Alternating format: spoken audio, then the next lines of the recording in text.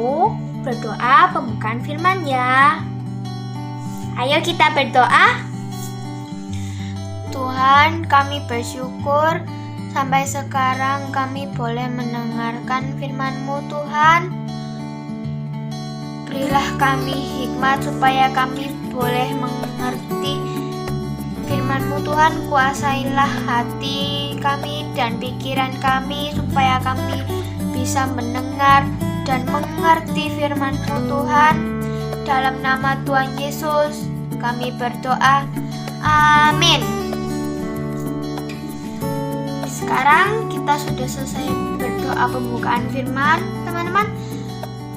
Ucapkan bye-bye. Pagi adik-adik. Terima kasih Reva buat doa hari ini. Nah adik-adik, hari ini Lase Elia mau bercerita tentang yang ada di Perjanjian Baru. Nah, siapa dia? Di Alkitab kalian itu ada nama-namanya. Dan hari ini clue-nya adalah hurufnya T depannya. Wah, siapa dia? Bukan Timotius, bukan Tesalonika. Ayo, siapa? Cepat. Betul, dia adalah Titus. Nah, siapa Titus? Ayo kita nonton video hari ini. Surat Paulus kepada Titus. Titus adalah pengikut Yesus dari Yunani yang telah bertahun-tahun menjadi rekan sekerja dan teman seperjalanan terpercaya Paulus. Dia membantu Paulus dalam beberapa situasi krisis di masa lalu. Dan dalam surat ini kita mendapati bahwa Paulus menugaskan dia untuk pergi ke Kreta, sebuah pulau besar di lepas pantai Yunani, untuk memulihkan jaringan gereja rumah di sana. Nah, budaya Kreta terkenal jahat di zaman kuno. Salah satu kata Yunani untuk seorang pembohong adalah kretitso, atau menjadi orang Kreta. Mereka terkenal akan pengkhianatan dan ketamakan. Kebanyakan pria di pulau tersebut mengabdi sebagai tentara bayaran bagi penawar tertinggi, dan kota-kota di pulau itu terkenal tidak aman, diliputi oleh kekerasan dan kejahatan seksual.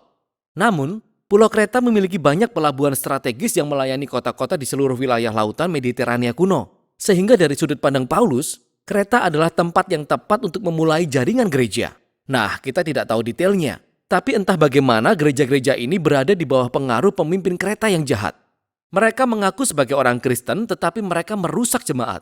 Jadi Paulus menugaskan Titus ke sana untuk meluruskan segala hal. Dan surat ini memberikan arahan-arahannya. Titus. Siapa Titus? Nah adik-adik, Titus ini jarang sekali dibahas ya. Tetapi dia namanya tercatat di dalam Alkitab. Nah adik-adik, Titus ini adalah berkebangsaan Yunani, bukan Yahudi. Yunani adalah mayoritas orang yang tidak percaya kepada Allah. Tetapi Tuhan mau memakai Titus untuk perpanjangan tangannya. Nah adik-adik, saat itu Tuhan menggerakkan hati Titus untuk mau datang, mau mendengarkan ya. Saat itu Tuhan mengubahkan hati Titus dan Tuhan akhirnya memakai Titus untuk menjadi alat untuk kemuliaan nama Tuhan. Nah adik-adik, dan akhirnya Paulus pun memakai Titus dan mengutus Titus untuk pergi ke Kreta, kota Kreta ya. Kota Kreta adik-adik, di sana penduduknya itu kacau balau adik-adik ya. Banyak penduduknya di sana itu melakukan banyak kejahatan ya. Di sana mereka pun kalau mengambil barang milik orang lain itu sudah biasa ya. Merampas, menyiksa itu sudah biasa adik-adik ya. Sehingga apa yang mereka lakukan setiap hari itu adalah perbuatan dosa. Nah adik-adik, makanya kenapa Paulus mengutus Titus untuk pergi ke Kreta? Karena sebenarnya kota Kreta ini tempat yang pas untuk mendirikan gereja. Makanya kenapa Paulus mengutus Titus. Nah di sana adik-adik, Paulus mengasih nasihat sama Titus ya, supaya selama Titus di Kreta dia bisa menjadi teladan yang baik di sana. Nah adik-adik, dan itu yang dilakukan Titus selama dia ada di Kreta, dan dia akhirnya menjadi pemimpin di sana dan bisa mempertobatkan banyak orang di sana. Nah adik-adik, Titus melakukan perbuatan baik dan menjadi teladan di sana. Nah, adik-adik, ini kalau dilakukan hanya oleh manusia, itu sangat sulit adik-adik untuk dilakukan. Titus berdoa ya, minta kekuatan kepada Allah supaya Allah memampukan dia. Nah, adik-adik, berbuat baik itu kalau kita ada di lingkungan yang baik-baik saja, kita bisa adik-adik melakukan ya. Tetapi kalau di lingkungan kita itu banyak yang melakukan kejahatan, apalagi manusia ya yang penuh kedagingan, dia akan ikut arus itu ya adik-adik ya. Contohnya gini aja dek, pada saat kalian masih normal ya sekolahnya ya, waktu ulangan ya, kalian teman-teman kalian semuanya nyontek. Nah, apakah bisa kalian menahan tidak nyontek? Nah, itu susah adik-adik ya. Biasanya kalau banyak teman-teman kita yang nyontek, kita pun juga akan ikut arus itu. Nah, adik-adik, tapi di sini lain loh. Titus harus menjadi teladan dan berbuat baik. Nah, adik-adik, cerita Titus ini mengajarkan kita untuk belajar menjadi teladan dan berbuat baik. Nah, adik-adik, bagaimana kita bisa melakukan itu? Kita hanya bisa minta kepada Allah, minta kepada Tuhan Yesus. Kita berdoa, kita minta kekuatan itu supaya Tuhan menambah-nambahkan buat kita.